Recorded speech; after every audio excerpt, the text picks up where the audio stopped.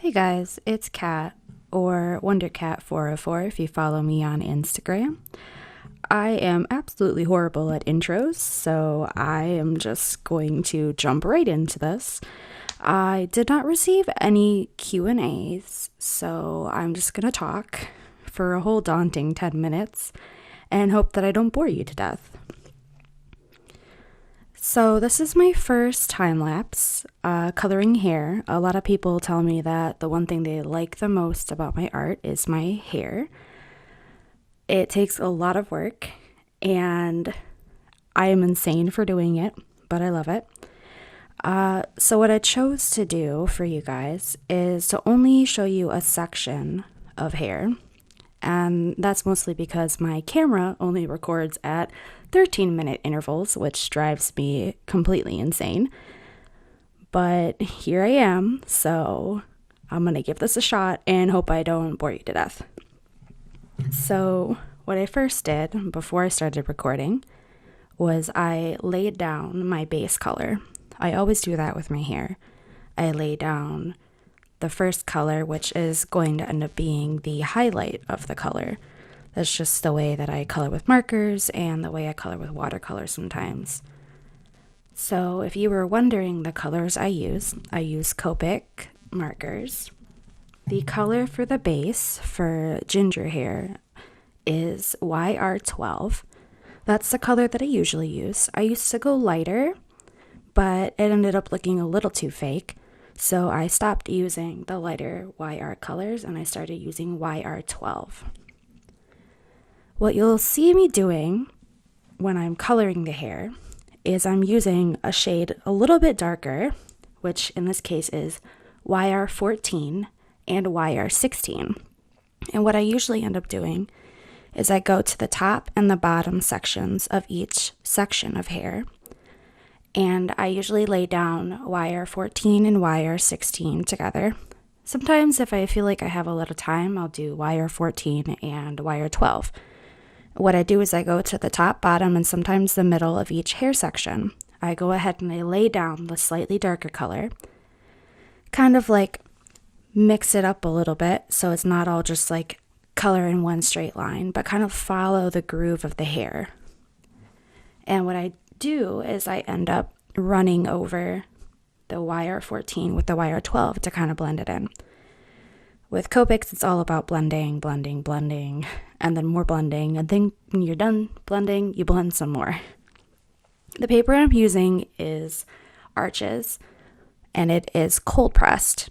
Cold pressed means that it doesn't have a lot of tooth to the paper. The tooth will ruin the nib of your marker.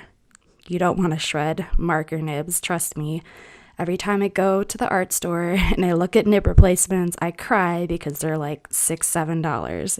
And yes, I will buy $7 markers, but I refuse to buy a $7 nib. I am that cheap. So, if you're watching the video and listening to my horrible voice while you do, I apologize. You'll see at the bottom, I hold the markers kind of like I am Wolverine with like little marker claws. And the reason why I'm doing this is because I transition between my base color, which is YR12, and then my secondary and third colors, which are YR14 and YR16. And also, excuse my vocal fry, the weather is changing here in the state and it wreaks havoc on my voice. But the reason why I hold my markers like that is because it's easier to switch through them, because I don't just go through and lay down each color. I often transition back and forth between colors. So if I lay down YR16, then I'll lay down YR14, and then I'll blend with a YR12. And of course, it's always really, really important to have what I call a garbage sketchbook. Now, it's not actually like a garbage sketchbook. Ironically, it's the most important sketchbook you're really going to have. And what you do is you make your swatches and you test out coloring before you actually color your main product or your main piece. And that's because you want to make a mistake in your garbage sketchbook instead of making a mistake on your piece. And trust me, I've spent days drawing and inking pieces only to utterly destroy them because I was very impatient. So my garbage sketchbook is actually a Canson mixed media sketchbook, the 98 pound. I would recommend this for beginner sketch artists and Copic artists just because it's not as expensive as the arches. However, it bleeds, it ghosts really easily, and I like it just to test things out. Just make sure you have a page below it that is like your bleeding page. And you kind of need a bleeding page for the arches too. Let's see. Okay, so now what I'm doing, probably around this time in the video, is I'm taking some darker colors and I'm going to the top and the bottom of each section of hair and I'm adding a little bit more color. And then I am blending in the darker color with the wire 14 and wire 16.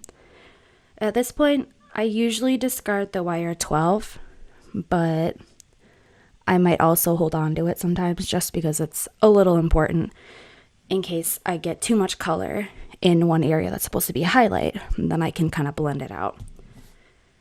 My darker colors are YR07, YR09, and YR18.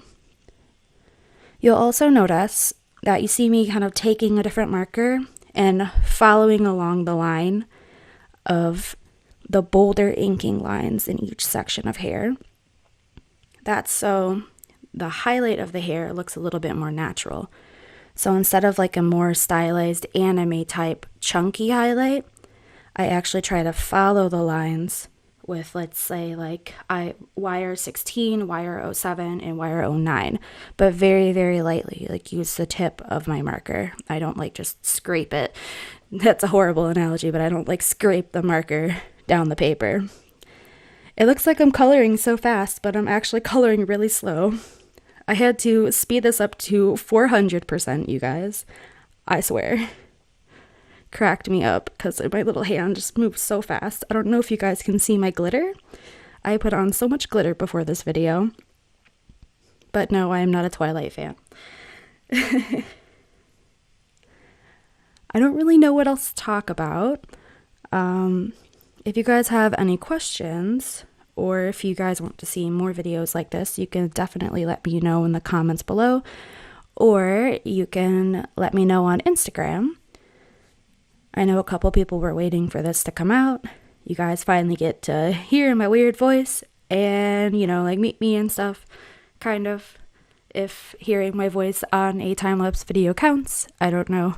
That judgment I'm going to leave completely up to you. One more thing I will add about coloring is you don't necessarily have to stick to a certain color group. I just like sticking to the YR groups when I color ginger hair, just because it gives it a little bit more of like an unnatural, like bright orange color.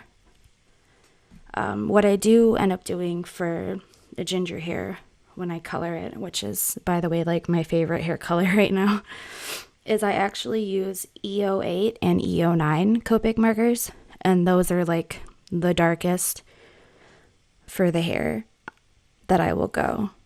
That was an awkward pause. I'm so sorry. It's like almost 12 o'clock here and I'm tired. So you'll notice a couple times too, I'll like pause and get a different marker and like start coloring on like the horn or the face. And that's actually because I had some of the color for the hair get on the horn or the face. So what I end up doing is, if you ever make a mistake like that, if you act quickly, it's like super blendable. You don't even have to worry about it. You can just like jump on it and blend it right out. Just take like the second to lightest color that you used for that group. So like the face, second to lightest was ROO, and you kind of just run it over that like marker smudge and it'll kind of like blend itself out. It's really cool. But if you do that too much with certain papers, it kind of like bleeds the rest of the color out of the paper. So just be liberal with it. Be like really careful, or conservative, not liberal. Wow, don't let me get political, you guys. It's too late for that. One more thing I will add.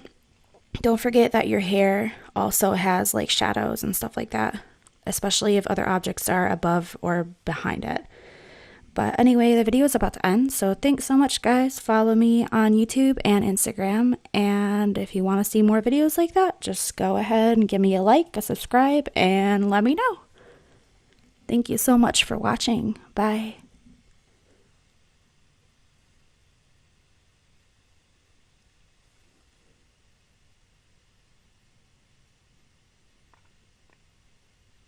Oh my god, I just realized there's like 12 more seconds left. This is the most awkward silent pause ever. I'm so sorry. I apologize. Bye for real, you guys. Bye.